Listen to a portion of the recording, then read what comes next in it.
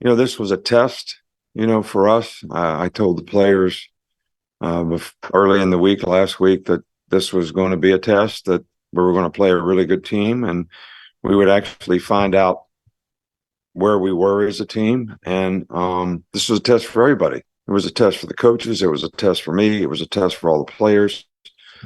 And we obviously didn't do very well, but it's the midterm. It's not the final. So if we can learn from some of the mistakes that we made, coaches and players alike, we can all get better and have a lot better opportunity, I think, to be successful in the future.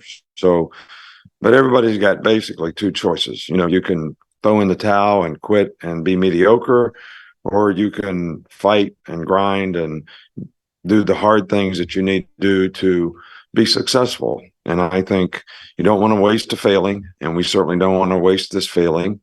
So we're all going to be committed to trying to do things better, practice better, prepare better, have a better plan, for the players, whatever it is, all of us, coaches and players alike.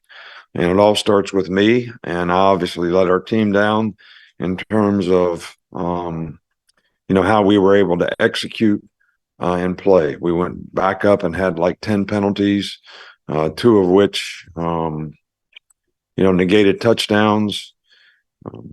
They got 10 points off of turnovers, and we gave up way too many explosive plays on defense. And, we have to correct all those things if we're going to be able to play and have the kind of team we're capable of having. So I believe in these players. These players have worked hard. There's a great atmosphere in the stadium tonight. I appreciate the fans, and they did their part for sure. We didn't do our part well enough. It starts with me, as I said before, but we're going to do everything we can to get it right and get it fixed. Start with Nick Kelly here in the middle. Texas had 5 sacks. What do you think led to some lapses at times in pass protection? Well, a lot of those sacks were 4-man rushes. One of them, I think, was a 3-man rush. We didn't get any pressure on their quarterback. We're trying to play so we could cover their receivers and rush 4 guys, and we didn't affect him at all. And, the third down stuff that we did do, they did a good job of moving the pocket, picking us, and playing man-to-man. And so we didn't do a very good job of affecting their quarterback. And, we just got to do better. I can't sit here and say one guy broke down in pass protection. I know like something different happened just about on each one of those. And I think, sometimes we held the ball at quarterback. We got to do a good job of reading it and getting it out of your hand. And I don't think we did a good enough job of getting away from people and getting open. And they did a good job of matching the patterns. So, Charlie? Hey, Coach, just what do you think of the way that Jalen played tonight? And did you give any thought to maybe playing multiple quarterbacks? I did, but when he put the drive together to go down the field and score when we got ahead, I thought that gave him a lot of confidence. And but we never ever discussed it. I can't sit here and say the thought doesn't come to mind for any player that's having a difficult time. And but he made some good plays at the end of the game, and that was good to see. Obviously, the interception was critical in the game. And so we're just going to work to try to get all our players better. What did you see from Quinn Ewers and the job he was able to do, kind of moving the ball and hit some of those deep passes against you guys? Well, we didn't do a very good job adjusting to some motions. We made some mental errors, got people in the wrong spots, and we didn't match the patterns. A couple times we were fine. We had a middle of the field safety. We got pass interference a couple times. They made a good catch one time.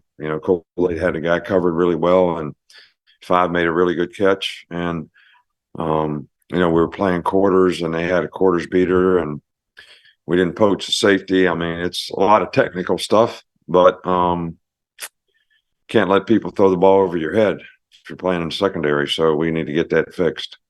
Go to Matt. Any other questions?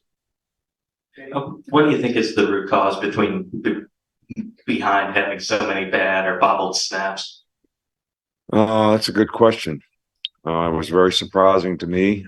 We haven't had an issue with that in the past. We haven't had an issue with that in practice. And, those kinds of things put you behind the 8 ball on offense. You get a 5-yard penalty. Had a couple of those false starts. I think we had 2 snaps and 1 false start. So put you behind in sticks. So the discipline of playing, and this is one of the things I talk to our players about, is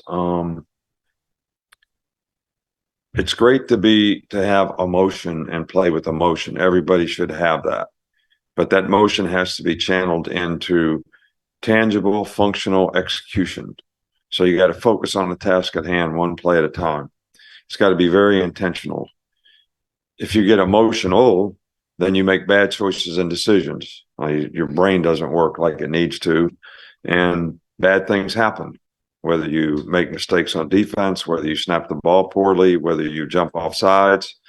We had a chance to stop them at the end of the game a couple times, and couldn't get off the field, let them bleed the clock. So just all in all, we just didn't do what we needed to do to have a chance to be successful against a good team. Ryan Hennessy. Coach, when Jalen throws the first interception, did you see him kind of, when we talk about taking it one play at a time, did you see him a little cautious throughout the rest of the first half at all? Did that impact why the slow start in the beginning? I can't really answer that. Probably a better question to ask him. I think they kind of, they catted a corner from the backside and they rolled the coverage. We were in trips, and I don't think he saw, the thing roll up, and it was a poor decision. But I don't really think I didn't see a bad look from him on the sidelines ever. He was into it. He was talking to Tommy. He was getting new information. So he certainly didn't get the poor me's over any of it. He was competing like crazy and came back and made some really good plays. We had a chance. We got ahead in the game, and what was there, 11 minutes to go in the game or something? And so anyway. Two more, Katie, and then Nick. But you just hit on getting ahead at the end of the third quarter and then and held Texas scoreless in the third quarter. What changed between the third and the fourth? Did you see something in the players, or was it just a lack of execution in that final quarter? No, they hit big plays. If you look at until the end when they ran the clock out with like 5 or 6 minutes to go, we had a chance to stop them on third down. They ran for first down. We had another chance to stop them on third down, jumped off sides. But all the plays that they made were all explosive plays. All were explosive plays. And that was the difference. They didn't make explosive plays in the third quarter. And we played better. We got off the field on third down. So they took a lot of shots in the game, and they made them. And we knew they would take shots in the game. They did last year. That's how they play, and it's a good way to play. So, but if you play them correctly, they can turn out to be long foul balls too. And we didn't do that. We didn't make that happen. Finish with Nick. How did you feel like you guys handled substitutions and alignment on defense when Texas went hurry up? A couple of times not good, and that's when we missed twice missed a match on the wide delay pass where they fly it back out, tight end comes across, we didn't match the pattern. And I think in both cases, I think we had to call, but I think when they went hurry up on it, we were on our heels. So I don't think we did a good job of that. Thank you.